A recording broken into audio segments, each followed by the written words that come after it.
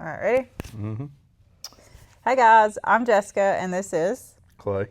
and we're with Chapman Photo and Film. You guys may have seen our first video that we did, just kind of breaking down for like newly engaged couples, just kind of going over the basic, is this feeling normal, that kind of thing. And we're very generic and vague with the questions that we ask, just to kind of break the ice with you guys. So today we're going to do like more in-depth wedding planning questions. And so Clay and I have generated just like a list of, I think it's 24, 25 questions. We're going to be real quick through it. If you guys have any questions or want further detail, I can't talk today. If you want more detail on any of the questions that we asked, just send us a DM or comment. Just reach out to us somehow. We'll be happy to help you guys. So since Clay likes asking the questions instead of answering them, I'm going to let him do that today. Let's start off with number one. So where do we start? With wedding planning. So we kind of went over this in the first video, and I'll be quick. You start where, like, you guys sit down. You talk about what's important to you. Obviously, you need to have a venue first. So the best place to begin with is like your intention for your wedding day and your priorities. Is it important for you guys to have a intimate experience of 50 people or less? Or you want everybody there, like every friend, every coworker, every family member that has ever been a part of your story to be there? Like, you guys have to be on the same page, because if one person is wanting like 15 people to be there and the other person wants 150, obviously, you know, there's going to be, y'all are going to have to meet in the middle somewhere. So I always like to encourage couples to just sit down and not just have one conversation, but several. And make sure both of you guys are like ready to sit down and talk about it. Sometimes you need time to just enjoy being newly engaged and just let it soak in the moment, and don't be in any kind of rush to have that conversation. But yeah, you got anything? Nailed it. Well, let's see in my notes here if I missed anything. Yeah, so I just put in there that basically start with a venue, like, and your intentions and your priorities. Once you have a venue nailed down, like with a date and everything, obviously you need to have a date too. I'd take that back. You need to have a date first and then a venue. So, but yeah, just as long as you two are on the same page, that would be where I would start first.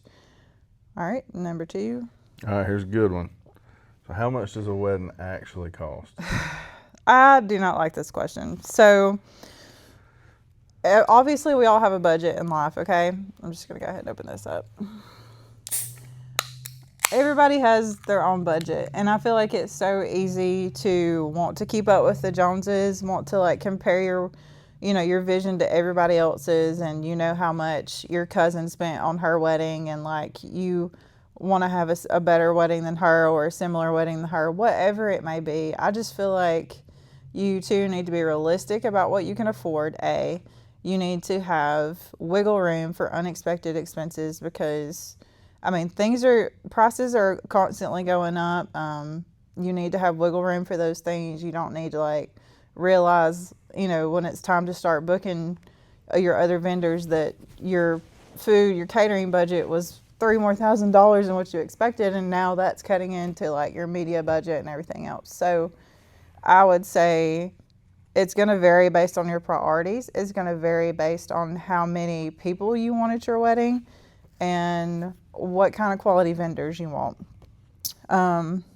Two couples can spend the same amount of money. Like, one can host 150 guests and have like simple minimalistic details, whereas another couple can host only 50 and like have very elevated florals, like have a full course meal, like plated dinner, and have a full luxury vendor team. So you have to kind of pick and choose what's most important to you. Are you wanting to cater to 150 people and have very little decor and have, a more budget in media team? Or are you wanting it to be more intentional and like a smaller knit group and have elevated things and have a more luxury experience? And not saying that you can't have all, but if you're on a budget, you have to stick to that budget. So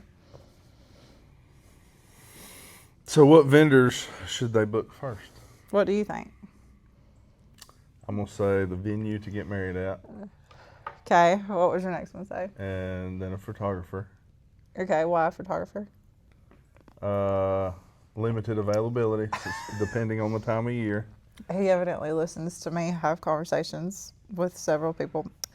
I agree. I think venue needs to come first, obviously, after you've set your date. I would start, you have to kind of decide after your venue, am I going to do a planner or a day of coordinator or both? And I think we get into this later. That was one of the questions I put down on, it's not number 4, but it's number 5. Do you need a wedding planner or coordinator? So you have to decide, am I going to do that? Because if you want like a full guidance from day one and you plan on hiring a planner, I would say hire a planner before your photographer. But, you know, for example, my sister, she knew exactly who she wanted for her wedding photos.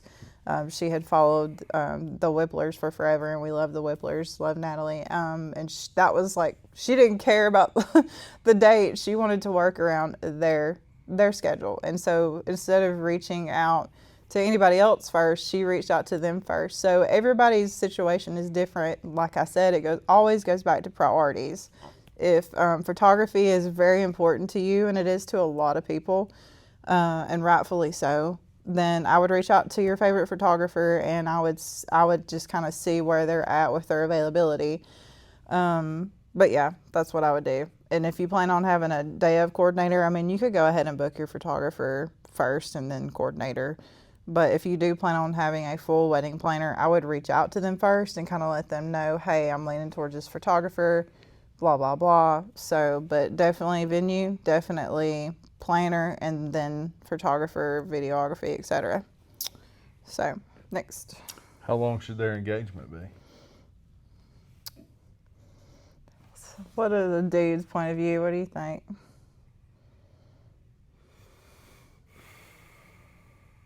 It's a hard answer. So I think it depends on the couple. If you're those people that like to take your time and like to ease into things, then you do you. Take a year and a half. I mean, if you want to enjoy being engaged for a while, I mean, I understand the whole point of being engaged is you're entering into a new chapter in your relationship, but that doesn't mean that you have to rush that chapter. You know what I'm saying? Like, if you guys have a financial goal or a personal goal that you're trying to reach before you get married, work on that goal. Like, don't worry about wedding planning. Typically, what I get most of the time is people are reaching out to us. So the last 2 years, people are reaching out to us anywhere from like 10 to 14 months.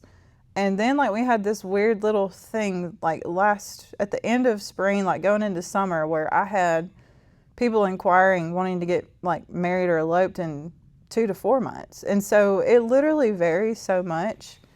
Sometimes people just decide they want to go to the courthouse and they want to get married 2 weeks from now. And then there's some people that are like, I want to plan my wedding a year and a half in advance. So it all goes down to what kind of experience you want to have. If you are one of those people that need all the time in the world to check all the boxes, then I would suggest 12 to 14 months minimum for you. And that's typically when people are booking their venue, just on average from what I'm gathering. And so like more elevated, busier venues are going to book up around that time frame. We had one couple inquire with us that waited until like 6 months before their wedding to start booking their media, like their photographer and stuff. And it was a popular weekend in May, and nobody had that weekend available because people were already booked up, like photographers were already booked, you know. So it depends on when you're wanting to have your wedding. If you're having a peak season wedding, then you need to give yourself more time to book those vendors. But let me get back to this. But back to the question, how long should your engagement be? That's you. On average, it's 18 months. But everybody's different. So, next.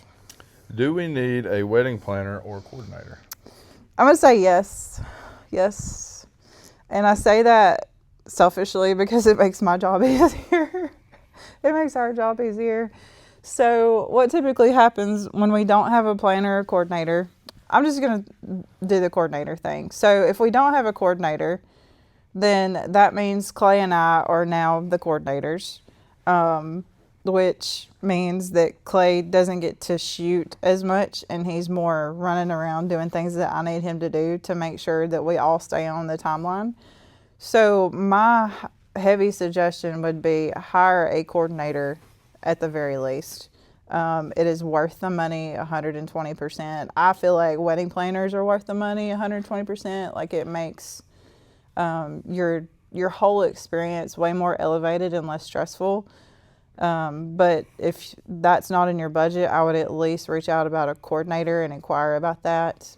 Just because if it's not defaulted to you, it's going to be defaulted to your other vendors that's not their job. It's not our job to coordinate your wedding day. It's our job to coordinate the photography timeline and give you the best experience possible. But what happens is when a coordinator's not present, that defaults to us because we're the only one that has the timeline created for the whole day. But a coordinator is going to help make your experience for you as a couple less stressful. It's I just can't. If it's not defaulted to us, it's going to be defaulted to you or somebody in the bridal party, a family member. And I mean, at the end of the day, I think you would want everybody to be in the moment, enjoying and celebrating you too.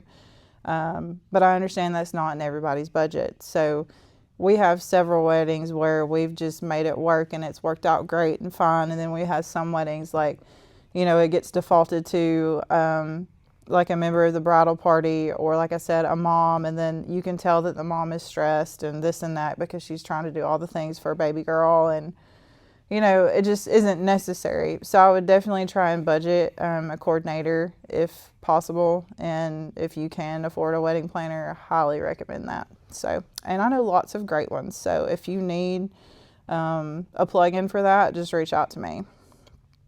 I just got locked out of my iPad. All right.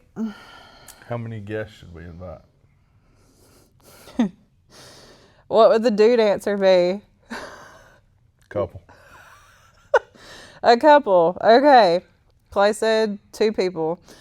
So guest count needs to reflect your budget and what your experience goals are. And let me water that down. So if you can, I think we had over 100 people at our wedding, I think. Yeah, there was a lot. There was a lot of people there. Looking back on it now, I love everybody that was there, and I'm not throwing any shade to anybody, but I wish that we would have been more intentional with our guest list because we hardly even got to spend time with each other because we were too busy going around trying to communicate with everybody, thank them for coming. We were not focused on the experience about us, I don't think. And at least for me, that's how I felt. And looking back at it now, it was our day and we should have planned it according to that. So my advice to you, just coming from someone that did it that way, is make the experience about you, not your guests. And if your guests have a problem with that, they don't have to come to the wedding. I'm just saying. It's not about them. It's about you too. And that may be, a hot topic, whatever. But guest count should definitely reflect your budget. If you have a tight budget, you need to have a small wedding. You have to decide is, having catering and, a good photographer and this and that who's going to provide a good meal and also, you're going to have your photographer document the day. Is that important to you versus having every cousin that you haven't seen in 2 years come to your wedding? So the tighter the budget, the smaller, the lower the guest count, I would say. Just because if you have a higher guest count and you have a tight wedding budget, things are going to get spread thin. Decor, photography, videography, content, all the things. You're not going to be able to afford to have a coordinator because you're going to have everybody coming. It's just going to affect your experience. So, and a lot of people, they start off with a high list and then they trim it down. But just remember, the lower the number, the more elevated of an experience you can give to that number. So, What style or vibe do we want?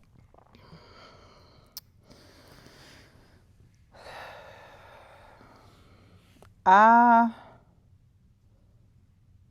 would say don't do what's trending. I know that's really easy to like say and not do, but how do you want the day to feel like between you two?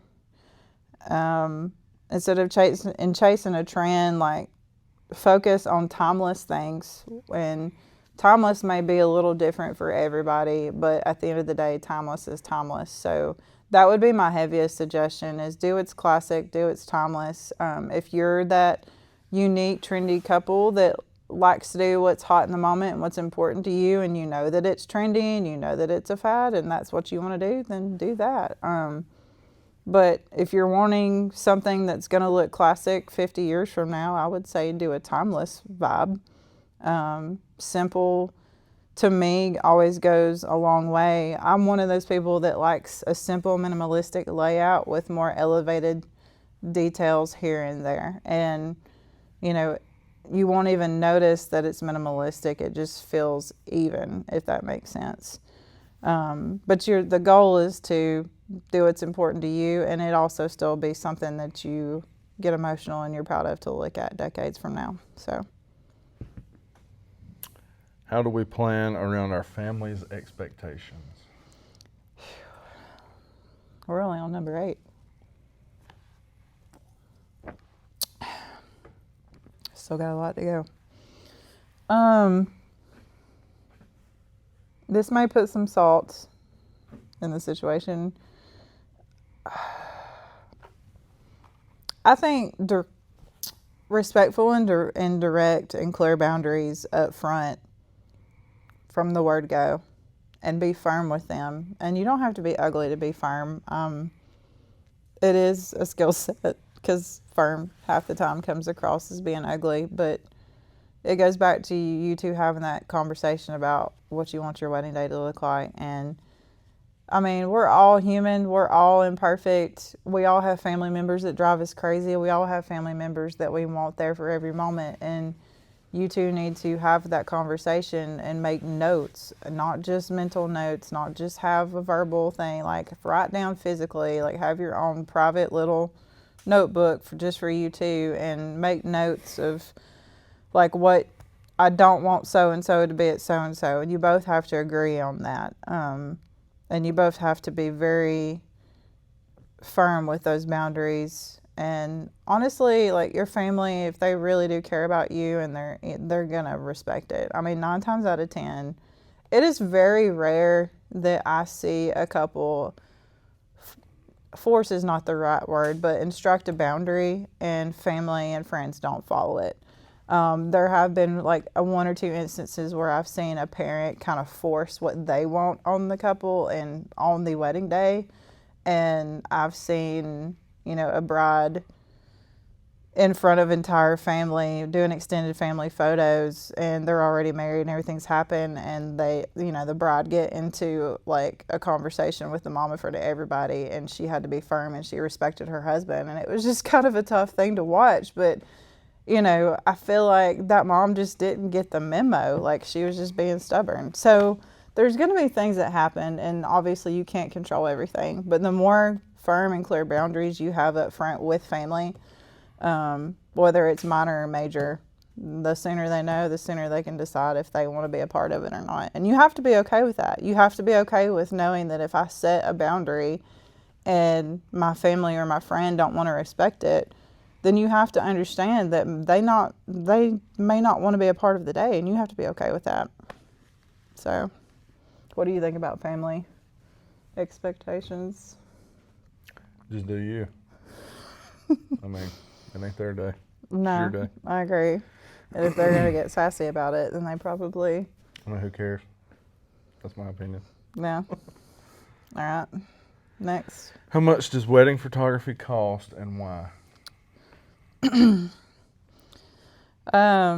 We're located in North Alabama, so your location is going to depend on your price range.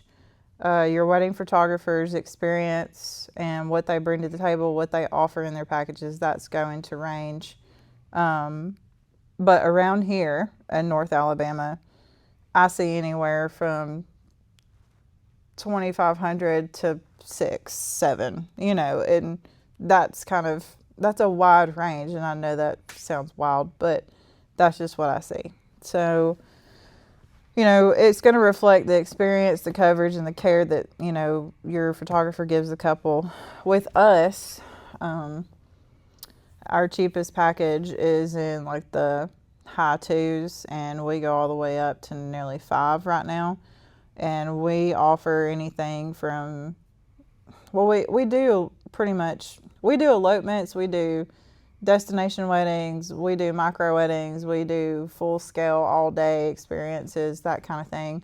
So our prices range from 0 to 10, if that makes sense. But on average, our 8-hour package is the most common one that is booked. And then the next one behind that is like our full all day, like it's right above the 8-hour. And it's considered an all day package, but we've never had anybody need us over more than 10 hours. And honestly, more than 10 hours of coverage is just insane. I know a few wedding photographers that offer 12-hour packages. And to me, like that's wild. But like I said, you do you. Let me see what other notes I had on this one. Yeah, so not all photographer, there's no such thing as like one photographer being equal to another.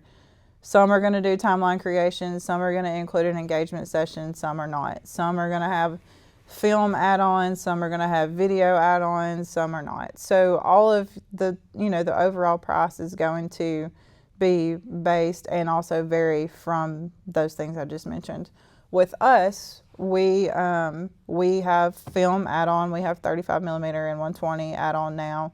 We have vintage content creation add-on. I have a really good connection with just regular content creation that she can tag along with us as an add-on too. We are now offering video. As of 2026, we are offering video, and we're kind of easing into that. So we've also hired on somebody else to help us with that. So when you book us for video, I'll just kind of give a little plug in for that real quick. When you book us for video, you'll have a 3-person team, and a 3-person team covering all those things is a lot easier to manage than 4, 5, 6 people. And a lot of times video teams are at least 2 people. And a good wedding photographer for a full day is at least going to bring on an assistant or second shooter. So you're basically having what typically is done with 5 or 6 people down to 3. And you're also kind of getting a discount too. I wouldn't say discount, but you're kind of getting like a bundled price of all of that. It's all cohesive to one person, one team, a cohesive editing style too. So we've had a lot of couples, that have reached out to me looking for video in the last 2 or 3 years that I've done weddings. And I told Clay that I would never do video because it is a lot of work and it's a lot of time, and it's more time that's away from my family, and that's not something I really wanted to do. But the more and more that I saw a need for it, the more I started researching who can we add on to help us. And so, like I said, we have that now. We're just implementing it slowly.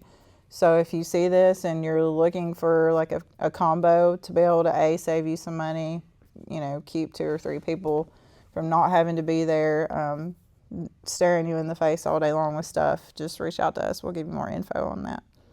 Let's see. All right, what's the next one? Which one are we on? 10? Yeah. Yeah. Okay.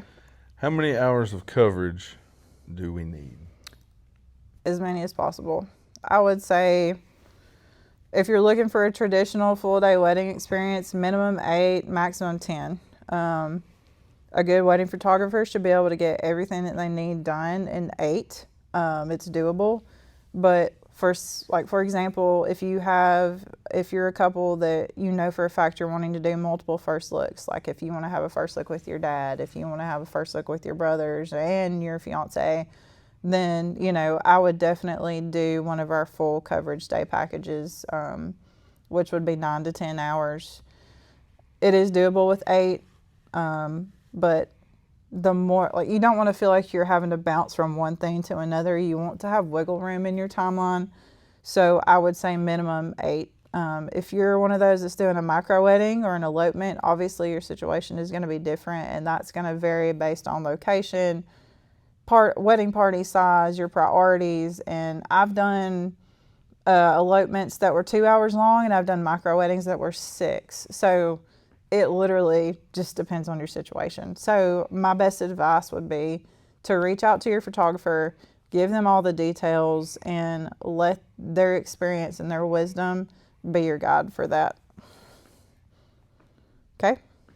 Do we need a second photographer? Yes, you do. 100%. What do you think? Oh, yeah.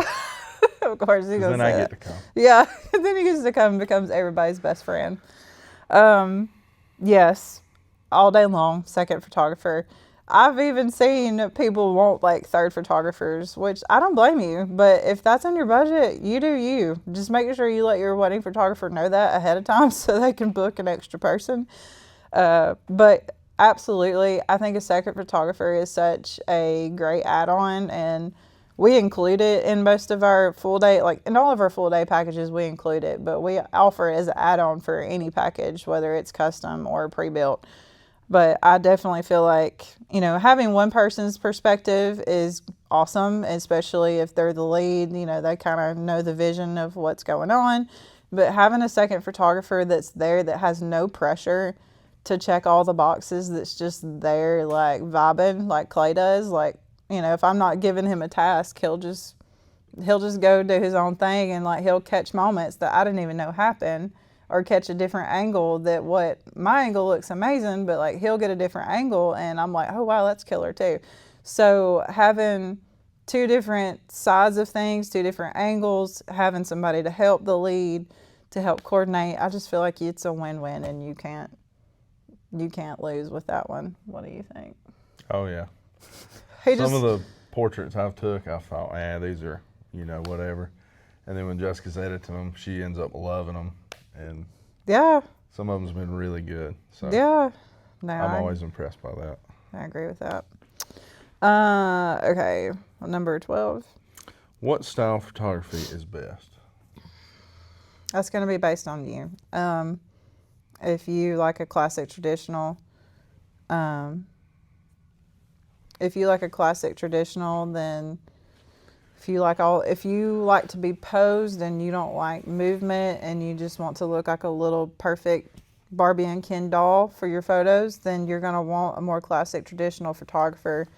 I thought that's what I wanted to be when I first started, and I'm like a weird ADHD blend of all of them, and I know that sounds really retarded, but I like the posed, I like prompted, and then I like just editorial, catching the vibes off what's happening, because A, I love all of them. I can connect deeply with all of them.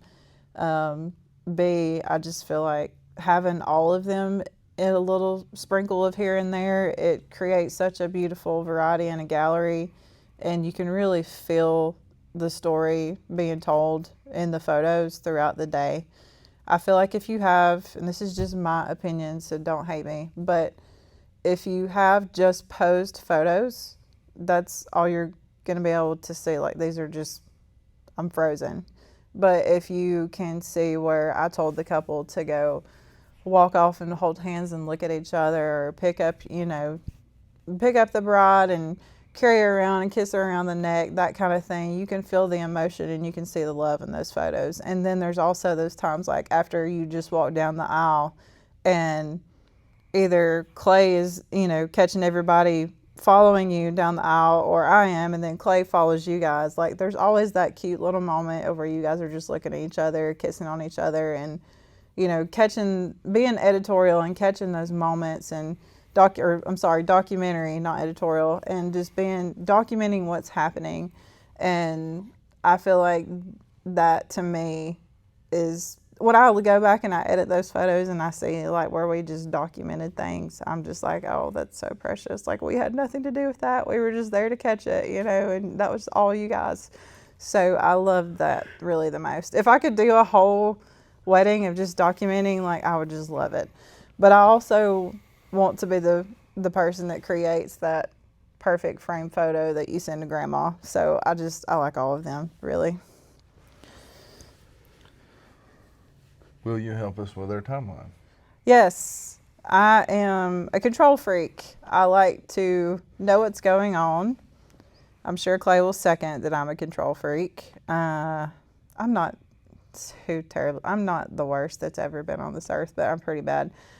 I love knowing what's going on. I love being behind preparing for what's going on. So, yeah, absolutely. I'm not going to plan your whole wedding for you, but that's outside of my box. But I will definitely have multiple sit downs with you and figure out what's important to you two, and we'll create a timeline based on that, and we'll tweak it as we get closer to wedding day. And typically around that 30-day mark, we have that last official call or whatever, and finalize all the things. And then, you know, around a week before wedding day, I kind of reach out again and just kind of, you know, love on you a little bit and say, hey, is there anything that you feel like we're good? Is there anything you want to tweak? You know, that kind of thing. And I've even had couples message me the night before and be like, hey, something happened and we're not going to be able to do this and this again. You know, what do you think we should do? So, yes, your timeline protects your experience. And a good wedding photographer, a good wedding photography team is going to thrive off of that timeline, and they're going to be happy to make that timeline for you. And if you come across somebody that's giving you resistance on creating a timeline, then I would run very fast. But yeah, and it also goes back to lighting. Lighting is everything. So for me, being a natural light photographer, I'm going to plan my whole day based on the lighting at your venue. So, all right. You need some coffee? How many photos will they receive? That's going to vary based on everybody. With us, I tell people a minimum of 50 edited photos per hour. That gives me cushion because I don't know what's going to happen on your wedding day. And B, that's pretty average. I know a lot of people which I'm one of them, I overshoot a lot. I'm really bad at overshooting. I'm trying to get better at being more intentional and not just clicking a million photos of them doing the same thing. But it is hard not to when you love taking photos, and with all the cameras we have now too. But typically on a 8-hour wedding day, 600 to 800 edited photos. That's not including black and whites. We typically do behind the scene videos and stuff too. Most of our couples have that added on to their package where we do like our little vintage camcorder. So you're also getting that raw and edited footage of, like, you know, getting ready and that kind of stuff. So I would say, you know, 600 to 800 for a 8-hour wedding day. That's going to vary. I mean, like I said, every wedding's different. It's going to vary, but on average, a minimum of 50 images per wedding hour. And I feel like that's pretty normal for a highly experienced photographer. How long does it take to get our photos back? That's going to vary for everybody too. I have photography friends that get their weddings out in 14 weeks, 16 weeks, and then I know photographers that get them out in 4. It depends on the package you book.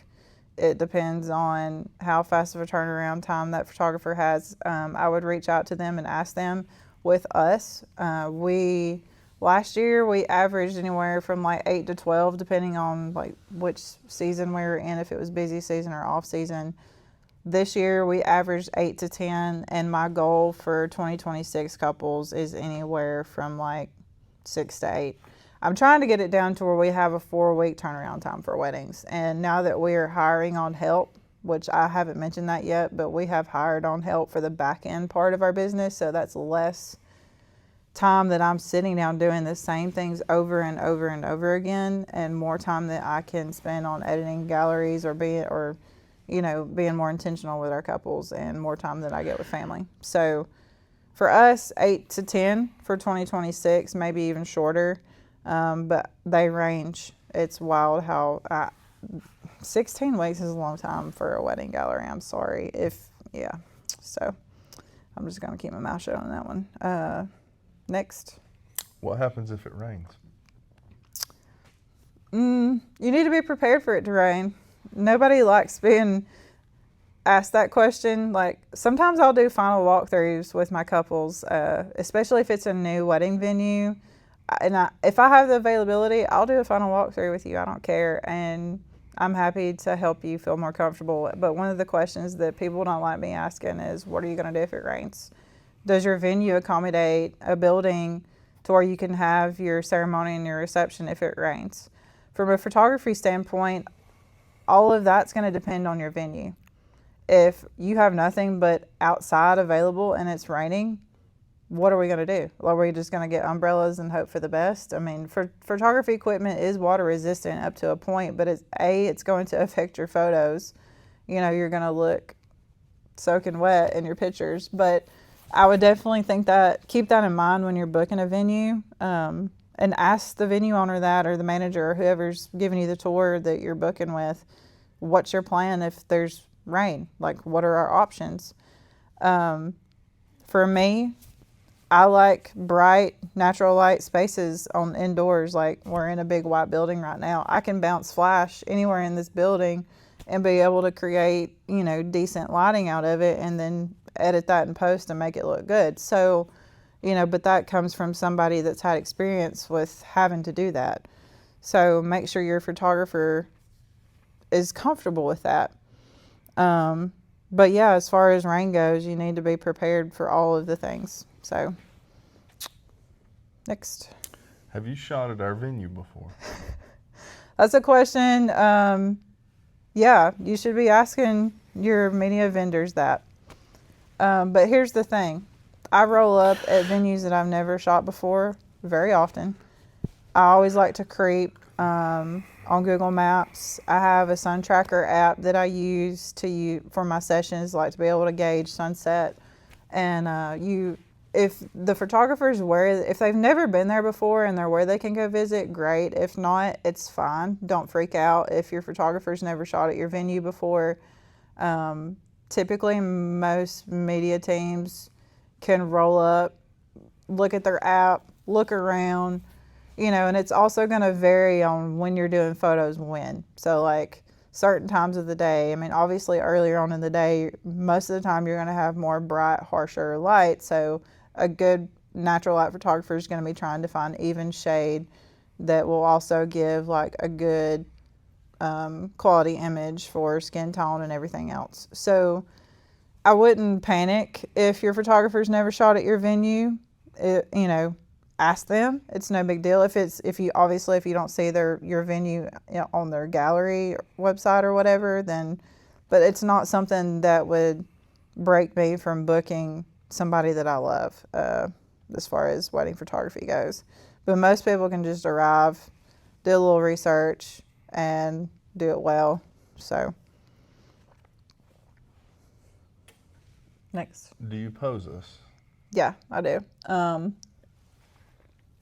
A whole lot. We talked a little bit about this in the first video, part 1. Yes, I do a little bit of everything. So let's just say you're a couple, you book us for an 8-hour or more package. Our 8-hour package and up comes with a complimentary engagement session. That engagement session is so critical in so many things that I can't encourage you enough to do it with the person that you're hiring for your wedding photography. So if your photographer doesn't include that in their package, I would at least try and reach out to see if you can afford to do it with them. Because for me, it is very important for you guys to work with me, get to know me. I want to feel like a friend rolling up on your wedding day, not just a vendor. So when we do our engagement session, I go through the basic posing of what we do on your wedding day. It's 4 core poses that I break off variations from. And that's kind of like my main posing thing, like the posy stuff. After we do the posy stuff, then we get into what I call the more fun stuff, which is the more prompted editorial stuff. And then if you guys are even doing great with that, then we'll get into more documentary stuff where I just let y'all go do something that y'all love to do, and I'm just a fly on the wall. Engagement sessions are typically pretty long with me. I don't really put a time limit on it. It's like, I try to catch what kind of vibe you guys want based on like location and stuff, and we just kind of plan an hour and a half to 2 hours. Do they always take that long? No, but most of the time they're more than one location. It's probably two close by locations, and so by the time we start, talk, meet, get to know each other, do our first half, then go to our second half, like 2 hours has gone by. But I always encourage couples to do make it a date night, make it a fun date night, plan for 2 hours of photography. And I know that for the guy that may sound like, but most of my guys always end up saying that they have a really good time, and I try to make it fun. So long story short, yes, I do pose you, but that engagement session is very crucial on preparing you for your wedding day. So when wedding day happens, you guys already kind of know the drill. You know me, you're comfortable. Clay's just a happy little add-on that's vibing with everybody, and he's having a good time. And, so yes, I pose you. Should we do a first look? Yeah, absolutely. I'm pro first look hardcore. And I could talk for 10 minutes just on this one question. I'm going to try really hard not to.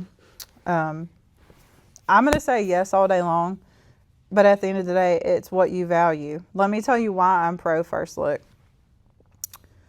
You have a crazy busy wedding timeline plan. Even with flexibility, it's still going to feel busy to you because it's a lot happening in a short amount of time. Having that first look, it gives you what I call photo insurance. So say we have pretty sunlight and you guys do your first look, and we kind of do like a few little couple portraits and stuff right after your first look, and then later on in the day bad weather happens or the sun didn't do just right at sunset or whatever. You have different variety in your gallery. 9 times out of 10, every couple, when I ask them, are you glad you guys did a first look, they always tell me yes. And they say that it helps their nerves, it helps them feel more relaxed, it helps them just feel more at ease with the rest of the day. They're not so anxious anymore. They're happy to see each other before they go down the aisle. And to me, that's worth it. And I've also noticed that the couples that do first looks, we've had a lot of people do private vows. And to me, that is so precious, and I love that. I end up crying most of the time during them. But I feel like that's more intentional to me, and I love that. So I'm always going to be pro first look. Now we've had a few that are like, I don't want him to see me until I walk down the aisle. He doesn't want me to do a first look because he wants to see me for the first time when I walk down the aisle. I 100% respect that. I respect that tradition and those feelings and those choices, and I'm not going to push a first look on you if that's how you feel.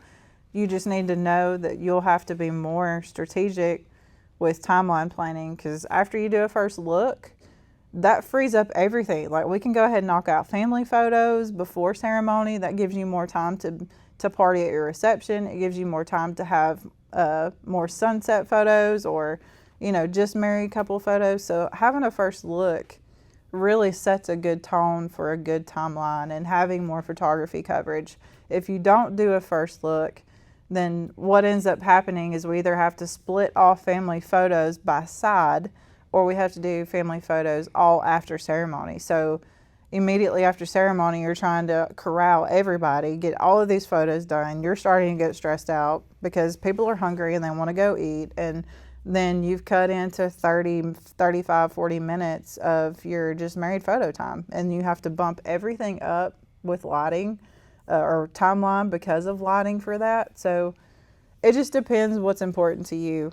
I've done it both ways. I prefer a first look, but if you guys don't want a first look, then Clay and I, we fully respect that, and we'll plan your timeline based on what you want. So we do it all the time. Okay? When should we schedule engagement photos?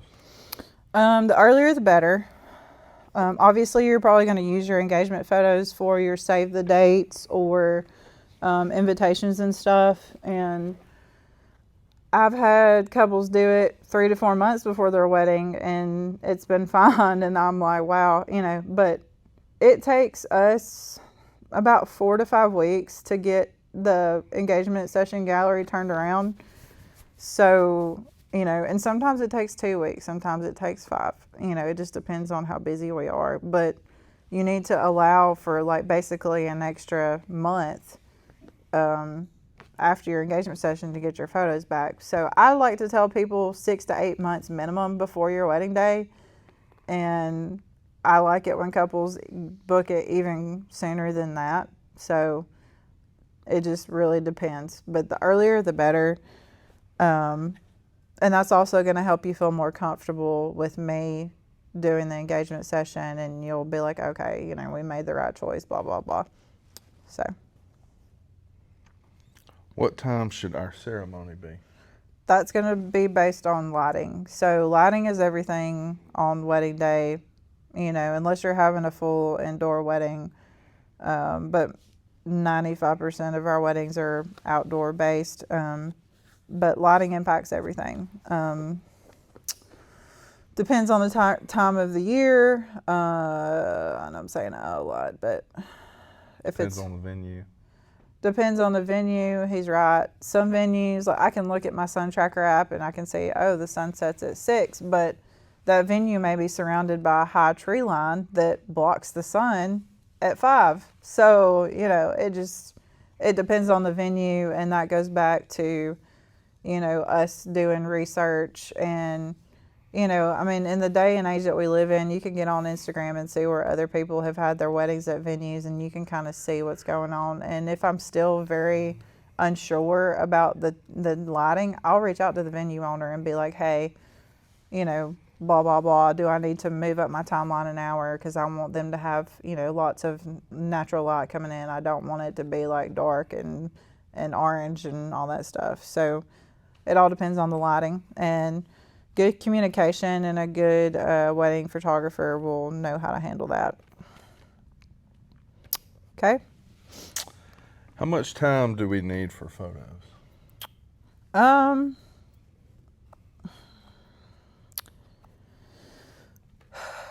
Extra time and flexibility is always going to prevent stress.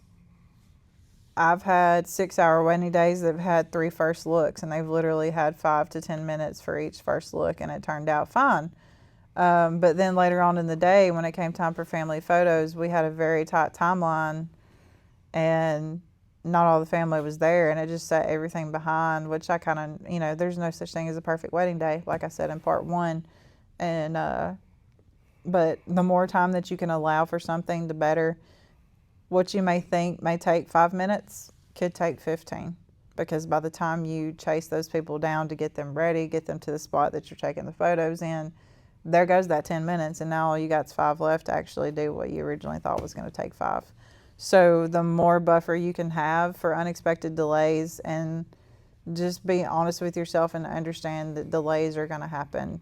And if for some reason you talk your photographer into having a tight photography timeline, they need to tell you up front, this is a tight timeline. You just need to know that and be aware that things may not go as planned. And you also need to have realistic expectations that things are not going to go as planned. And if you don't get all of your boxes checked, don't be upset. So my best advice to you two is the more time you have for something, the better. I would rather have too much time than not enough time, which don't we all? But okay. What moments should we prioritize? What's important to you? Typically, what's important to you over what is important to everybody else, like trending, typically that's what emotionally stirs you. So first looks are important. It's not uncommon for me to have couples that have multiple first looks. I feel like it's pretty normal at this point, the father-daughter moment and that kind of thing. And you need to have some buffer time too for your photographer to be able to document just everybody hanging out, and not just so, it's time for this, it's time for that, we got to do bridal photos, we got to get her in the dress, we got to blah blah blah blah blah. I have taken some of the most beautiful, to me, photos of just like a bride. We're getting a bride set up for a first look with her bridal party, and I'm going to try not cry, but the grandmother was sitting in there inside. We got her a good seat, the air conditioning. It was a summer wedding, but the bride was walking out, and she had decided to do her first look with her bridesmaids inside. And the grandmother was just kind of sitting there chilling out, and she walked up to her and she grabbed her arm and was like loving on her and stuff, and we were able to catch that moment. So having that downtime and that extra buffer between things is so important, and you can catch some of the most beautiful moments during that too. So that's what I would prioritize. What is important to you as a couple, and buffer time. So what should we do if we feel overwhelmed? It's normal. You're going to have a lot of feelings on your wedding day. You guys have planned and scheduled and thrown out a lot of money and put a lot of time and effort into making this day happen. So of course it is overwhelming for it to finally be here, and hoping that everybody does their job. Because if you're like me, you have a hard time trusting people. Even though I paid somebody thousands of dollars to do a job, and I check them out and I know that they're awesome, I'm still going to have trouble trusting that person, and that's normal. And being anxious and being overwhelmed is normal, but just remember that you hired that team to do a job for a reason, and hopefully you hired professionals that are experienced, that that they're going to do a good job. And I know it's easier said than done to trust those people, but sometimes you just have to let go for your own peace and just let it happen and don't worry about it. And it's like, I'm sure Clay will agree with that. Just let it happen. I can't do that as well as he can. I like to control things, like I said before, but yeah, I feel like it's normal to feel overwhelmed, but just pause and trust that the decisions that you made to hire that vendor team was a good decision. Trust them, and make sure that you simplify everything to where you can feel the joy of the day and not the stress. So that's it. Wow, that felt like 25,000 hours. So these are just like the top questions that we thought you guys would probably ask. If you watched this whole video, bless you.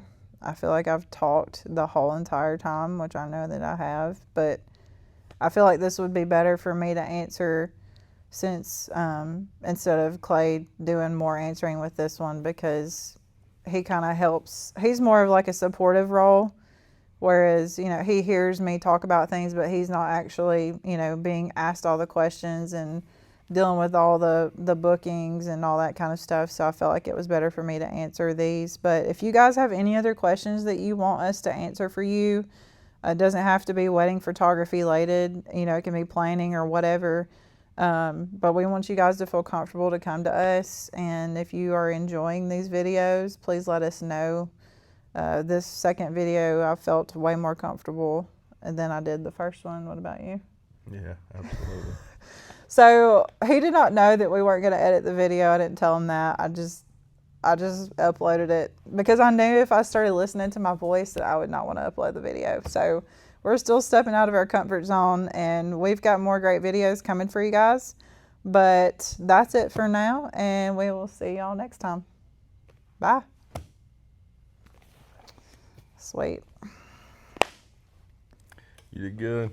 Only 45 minutes. You're at 54. Oh my God, are you serious? I knew it would be an hour.